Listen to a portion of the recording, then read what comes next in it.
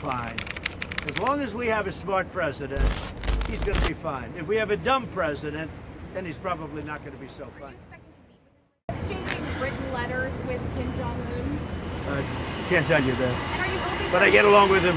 And you know what? The meeting fact that I soon? get along with him, that's a good thing, not a bad thing. Are you hoping He has 57 very powerful nuclear weapons.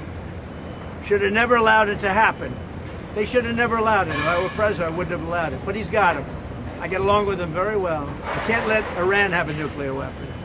And I know Kim Jong-un very well, and he's going to be fine.